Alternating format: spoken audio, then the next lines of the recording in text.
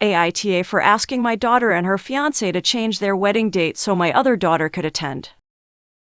WIBTA if I told my mom that my brother spends her money on his GF. Story 3. WIBTA if I contact my daughter's teacher about comments he made in class about my profession.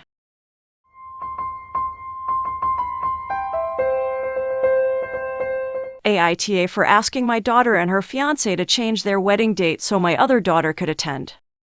I have 2 daughters, April 24th and Kate 22. Kate is getting married this March. Now none of us knew the date till we got the invitations. When April got her invitation, she called me saying that since she's due this month she's expecting her baby, then the chance of her attending her sister's wedding is slim. It dawned on me and we started discussing all possible scenarios, and April said that even if she gave birth a week or 2 before the wedding then she won't be able to attend either because she'll need time to settle and recover. I agreed with her but was hesitant when she suggested I talk Kate into moving her wedding at least 2 months. I called Kate and told her about the conversation April and I had. I asked if she could consider moving the wedding date a couple of months so April could attend, and she shut it down immediately. I said that her sister cares about her enough to want to be in the wedding so bad and she should really consider because it's better to wait than have a wedding with missing family members. She said mine and April's request was unrealistic and selfish because she and her fiancé spent money on the venue, invitations, food, etc. I said I understand, but really is those things more important than her sister's presence at the wedding? God bless them with a good relationship, and missing the wedding without a doubt will make April hurt. Kate rudely said this isn't about April, but I warned her that April might get so hurt she'd consider letting her meet the baby once he arrives. Kate got mad and told me to stop bullying her into doing what April wants and told me it's her wedding and no one has the right to tell her what to do. I asked what's with this attitude and she hung up. I tried calling her and her fiancé asked me to stop forcing the issue and let the sisters work this out. How'd I think that as their mother it's my role to navigate through their disagreements. They said I'm meddling, but I think I'm trying to work this issue out. AITA. Top 5 comments. 1. YTA. Are you well? What exactly are you thinking? Unless you are going to pay for a new venue and new invites, re-coordinate the wedding party, pay for any new flights for wedding party members who have booked non-refundable travel, and handle all the calls from confused attendees who get the re-invite, then no, this is not reasonable. 2. YTA. March is next month. Either April and Kate aren't close enough that Kate didn't know that April was pregnant, or she knew and didn't care. Or the date has been set for over 9 months and you and April just didn't care enough to ask for details of the wedding.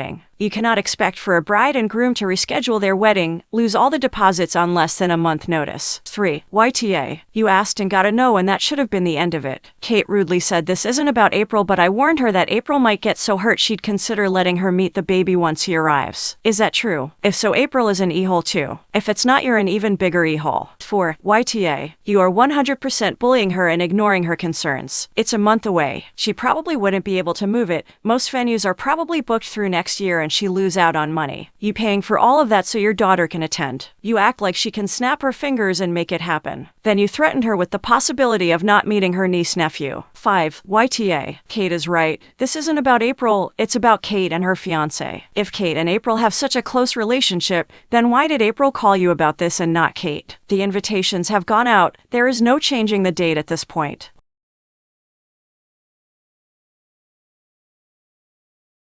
WIBTA. If I told my mom that my brother spends her money on his GF. Throwaway account. I'll try to make this short. About 2 years ago, my parents lost all their money to extremely expensive medical care. My dad never recovered and he's become bedridden. Due to this, my mom had to go back to work to make money for the both of them. I help them with the bills, but I don't make enough money to provide them with a comfortable life. My mom's job helps, but they're still struggling. My brother, 23 male, graduated college a year ago and is struggling to find a job. My mom had to borrow a large sum of money from her brother to pay for his college and now sends him monthly payments for rent, bills, food, etc. The thing is, my brother isn't making any efforts to find a job and seems comfortable living with the money my mom sends him. He always says that he's trying his best to find a job, but I know he isn't, and that he's going through some tough times and really needs my mom's help until he can find a job. He never mentions paying her back. My mom is 63 and is struggling in her job. I recently found out that he was dating someone. I was scrolling on Instagram and found her account as suggestion. I saw a couple of posts where she's bragging about all the expensive gifts her boyfriend, my brother, buys for her. I was very angry. He's clearly not struggling if he can afford all these stuff for her. It was bad enough that he was making my 63-year-old mom send him her hard-earned money to help him until he can find a job. But to know that he doesn't even need it and is using it to buy gifts and go to expensive restaurants is outrageous. I thought I'd tell Mom, but I don't want to be an AH, so I'm still thinking about what to do. So WIBTA. Top 5 comments.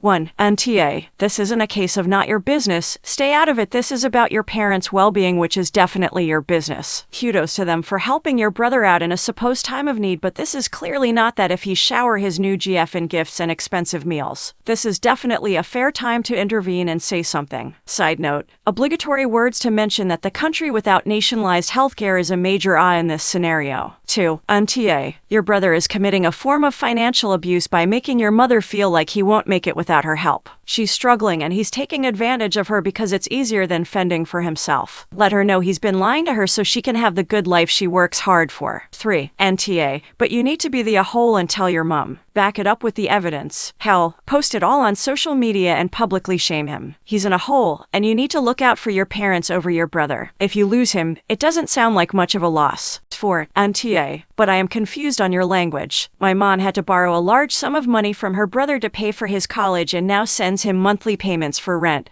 bills, food, etc. Had to. Why? It sounds like she is an enabler. You can talk to her all you want, but I doubt this changes anything. She'll continue to give him money, he'll continue to take it, and you'll continue to Seth. The only thing you can actually control is how you contribute to this mess. Tell your mom you can no longer give them money. Essentially, what could be happening anyway is she is just sending your money to him. 5. Okay, if your brother is going to college, then the money will be going towards college, rent, food, etc. If he doesn't have a job, how else is it being paid for? However someone chooses to brag on their Insta is not necessarily the truth. Has it occurred to you that the GF is trying to look good in front of her friends? It might all be BS. So, going to your mom and starting family drama might not be good. First, talk to your brother. No judgment, because it depends what you do from here. Story 3. WIBTA. If I contact my daughter's teacher about comments he made in class about my profession. At dinner tonight, my 13-year-old daughter says, "My social studies teacher hates you." I giggle and ask why. I've never met the guy. She proceeds to tell me that while learning about the Constitution in class today, he went on a rant about public defenders, saying some very disrespectful things about their ability to do a good job. Well, I'm a public defender. I love my job and the work I do. In fact, I left my last job doing corporate defense litigation and took a substantial pay cut to come to my county's public defender's office. I'm constantly faced with clients who are reluctant to accept that I'm a real attorney due to ignorant comments like the ones my daughter's teacher made to her class, and fortunately, I prove them wrong, as I'm very good at my job. I'm really fighting the urge to send him a scathing email or call him to let him know how much I don't appreciate him telling teenagers that public defenders simply will not do a good job for their clients, and that they should always hire a private attorney. It's even more frustrating that a teacher, someone in a profession that is overworked, underpaid, and unappreciated would say such things about those also in a profession that is overworked, underpaid, and unappreciated. WIBTA. If I confront him about this. Top 5 comments.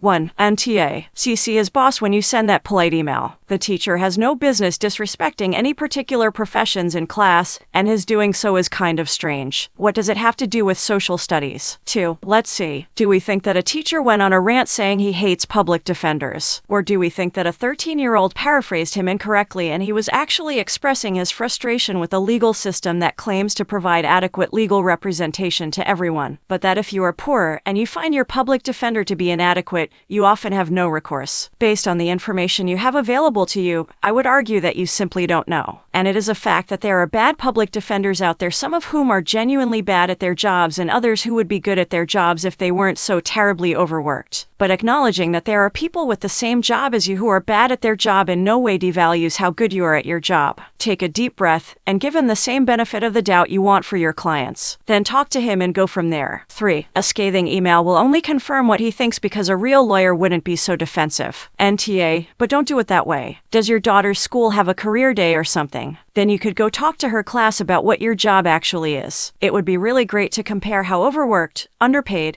and unappreciated you and teachers are in front of him as a teachable moment to the class and him. 4. Info. If your daughter was in Chicago, got into legal trouble looking at a minimum of 25 years if convicted, and you couldn't defend her, would you honestly allow her to be represented by a public defender? Or would you hire a private attorney? Edit. Yeah, I think you know that even though you may be a good public defender, in general, most people have a good reason to want a private attorney representing them. Plus, you're going off what a child paraphrased. WIBTA. 5. Naughty ho. I think you can. But maybe I would not confront him. I would send him a note saying that your daughter got incorrect information about the role of public defenders in his class and that you welcome the opportunity to prepare a presentation to the class to rectify the errors. Something like that. If you go all guns blazing, you won't get anywhere and the teacher sounds like an idiot. His personal opinion is irrelevant. He could show research, a news article, anything, but he was clearly winging it and saying things he knows nothing about.